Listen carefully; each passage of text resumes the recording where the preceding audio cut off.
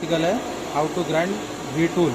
जैसे हमारा एक वाइट वीट है 1/4 इंच का साइज है इसका, तो इसे वी टूल जैसे ग्राइंडिंग थ्रेडिंग टूल रहती है वी टूल का, तो उसे कैसे ग्राइंडिंग किया जाता है तो उसके बारे में पूरी जानकारी लेंगे।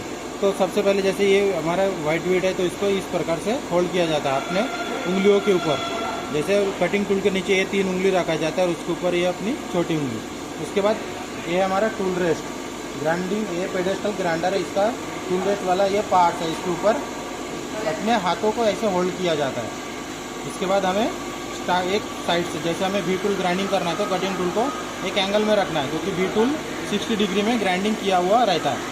तो सबसे पहले हम एक साइड से ग्राइंडिंग करना ऐसे स्टार्ट करेंगे।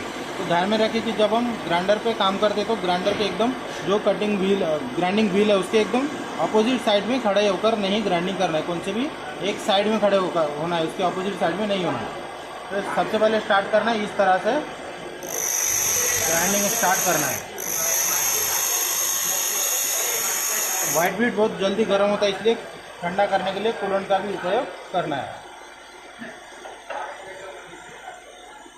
जैसे हमने ग्राइंडिंग स्टार्ट किया नीचे के साइड से, तो ध्यान में रखना है कि नीचे के साइड ज़्यादा घिसना चाहिए और ऊपर का साइड कम घिसना चाहिए ग्राइंडिंग करते समय। जब हम लास्ट स्टेप में घिसेंगे तो तब पूरे दोनों साइड पैरेलल होते हैं, लेकिन स्टार्टिंग कहाँ से करना है, नीचे के साइड ज़्यादा घिसना है, ऊपर के साइड कम घिसना है।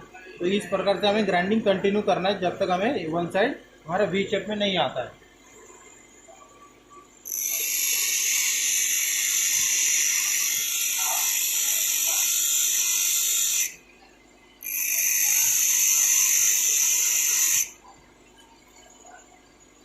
बीच बीच में कूलेंट का भी उपयोग करना है कटिंग टूल को ठंडा करने के लिए।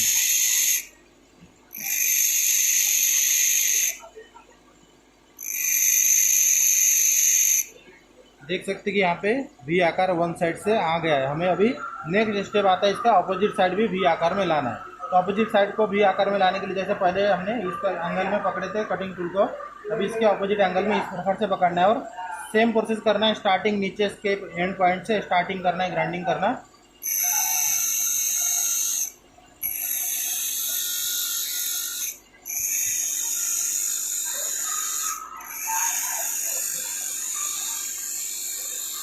कटिंग टूल को ठंडा करने के लिए कूलेंट का भी उपयोग करना है।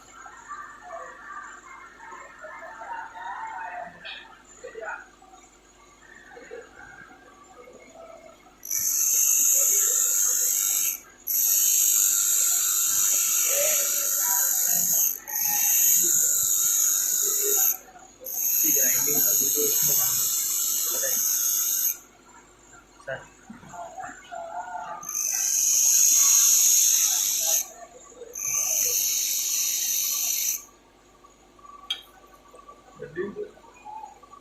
जैसे हमने यहाँ पे वी आकार प्राप्त कर लिया, लेकिन इसे अभी फाइनल शेप देना है।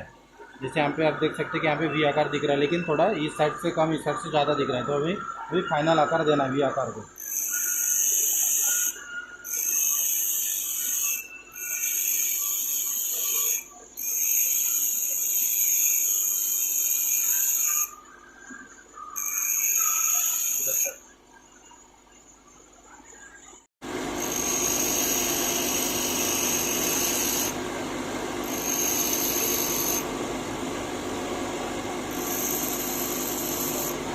दोनों साइड क्लियरेंस घिसने के बाद हमें फ्रंट क्लियरेंस देना रहता है, क्योंकि जब हम कटिंग ये वी टूल से कटिंग करते हैं तो तब सामने का फेस जॉब को टच नहीं होना चाहिए, इसलिए क्लियरेंस एंगल दिया जाता है।